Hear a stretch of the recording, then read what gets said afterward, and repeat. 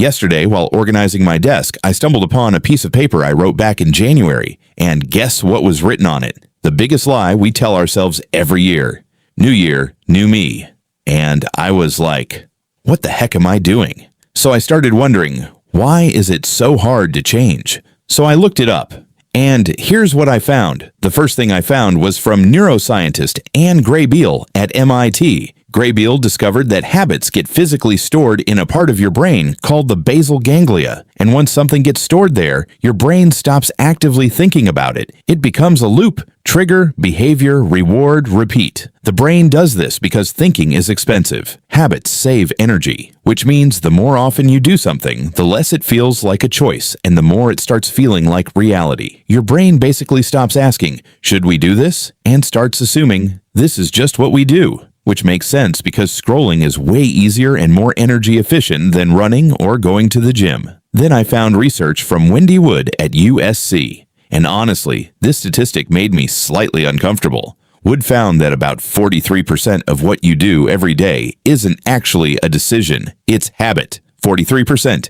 Nearly half your day is running on autopilot, and it gets worse. Wood also found that the stronger a habit becomes, the less your intentions matter, which means you can genuinely want to stop doing something and still keep doing it because the habit isn't listening to your intentions, it's listening to your environment, which explains how you can go to bed fully committed to becoming a new person and wake up doing the exact same thing as yesterday before you're even conscious enough to object. Your habits already started the day shift. At this point, I thought, okay, maybe people just need more motivation. Apparently not. Psychologist James Prochaska spent years studying how people actually change, and he found that most people get stuck in something called the contemplation stage. This is where you know something needs to change, you want to change, you plan to change, and then nothing happens. According to Prochaska's research, people can stay in this stage for around 2 years. 2 years.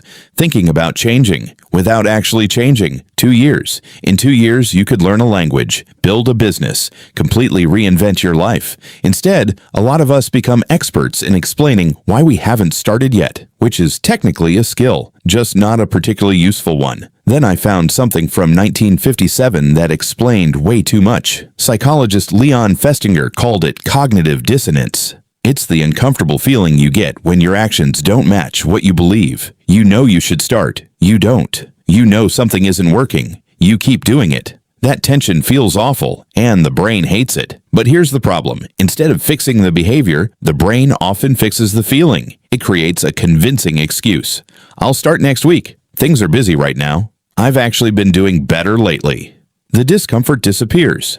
The behavior stays. That's amazing. It's like your brain will help you numb the pain of a snake bite when you could have run from it in the first place. Then came Daniel Kahneman, and this one hit hard. Kahneman's research showed that people experience losses roughly twice as strongly as equivalent gains. Losing something hurts more than gaining the same thing feels good. Now apply that to change, because when you change, you're not only gaining something, you're also losing something, a routine, a comfort zone, a familiar identity. Even if your current situation isn't great, at least it's familiar, and your brain loves familiar, which explains why you still have feelings for that person who had you crying for weeks, or that crush who made you question your own existence. Don't take it personally, ha. At this point, I figured, fine, I'll just delete the bad habits. Apparently, that's not how any of this works. Charles Duhigg explained that habits aren't erased. The pathway stays. What changes is the routine inside the loop. Same trigger, different behavior, same reward. The old road doesn't disappear. The brain just builds a new one. Telling yourself to just stop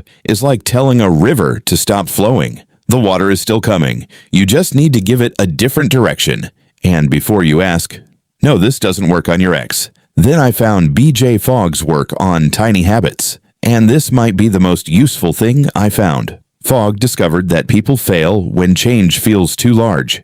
Not because they can't do it, because the brain sees it as a threat. The solution? Make the action ridiculously small. Not, I'm going to work out for an hour, just put on the shoes. Not, read a book. Read 1 page. Small enough that your brain doesn't even bother resisting. The goal isn't to trick yourself into a completely new life overnight. The goal is to make the first step so simple that you'd feel stupid not to do it. Finally, I found Carol Dweck's research on growth mindset. Dweck found that people who believe their traits are fixed give up faster. People who believe change is possible stay in the discomfort longer. And that matters, because change takes time. The belief doesn't do the work, but it determines whether you stick around long enough for the work to work. If you've been saying, "I'm just not disciplined," for years, your brain heard that, took notes, filed the paperwork, and has been faithfully delivering on that expectation ever since. So how do we actually change? Put all of them together, and the answer becomes surprisingly simple. Changing is hard because your brain wasn't built for self-improvement. It was built for survival. So the key is to find a way to break your days down, decide what you should do throughout the day, and then simplify those actions into small tasks that can be done in an hour or even a couple of minutes, because good habits are developed the same way you learn bad ones.